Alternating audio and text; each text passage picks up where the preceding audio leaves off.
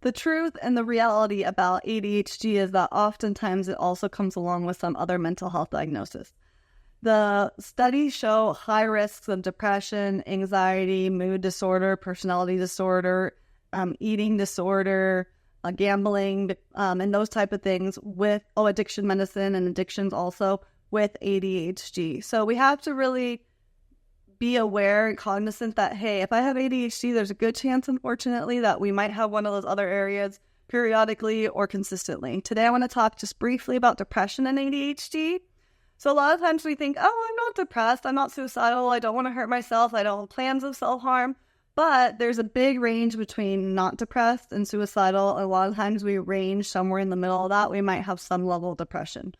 The definition of a major depressive disorder is actually only 2 weeks or more of mental health symptoms that are contributing enough effect and negative outcomes to considering it a depressive episode. So that would be decreased interest in things don't sound fun anymore, sad, down, depressed, maybe changes in our eating or sleeping. So there are multiple things that consist of what depression can look like and a major depressive episode could look like.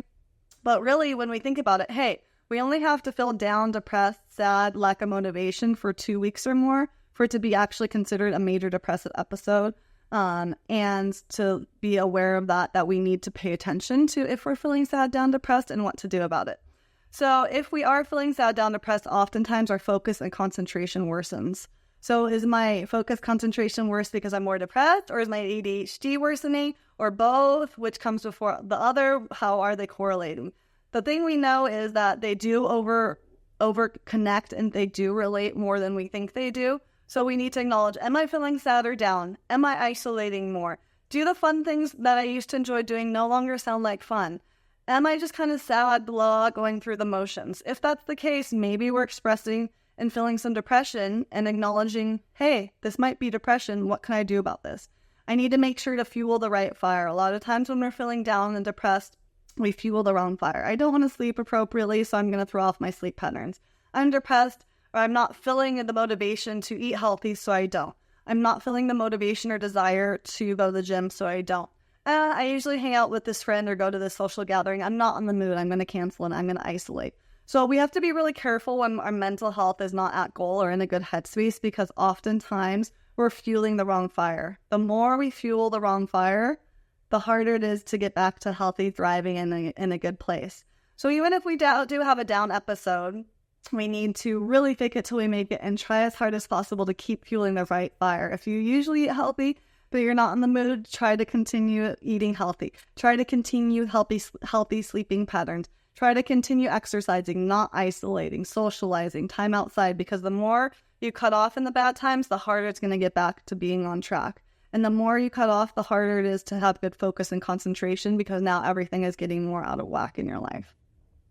And then also the other one thing I did want to mention is it's good to be in the present and then in the here and now. It's good to reflect from the past, but if we stay in the past too much, just our thoughts and our actions in the past too much, that often leads to depression. If we get stuck too much in the future, that often leads to anxiety. It's good to reflect from the past and plan for the future, but not get stuck in the extremes. Instead, be in the present. What can I see, taste, touch, feel, experience? How do I bring it back to the here and the now? Maybe I need to pick up my cell phone. Grounding is picking up anything you can touch, feel, experience. What does this side of the phone feel like? What does this side of the phone feel like? What does my cup of ice water feel like? What does the crunching of the ice in my teeth feel like, taste like, sound like?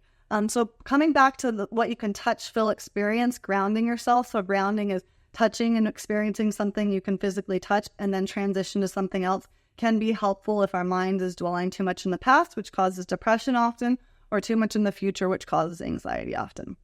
Those are just a few tidbits of things I wanted to talk about with ADHD and depression and what depression looks like. And we don't have to have these extreme severe symptoms for a really long time for it to be considered depression. We got to be more aware of, hey, this maybe is depression. What does depression maybe look like? And what do we do about it? So thank you for your time today.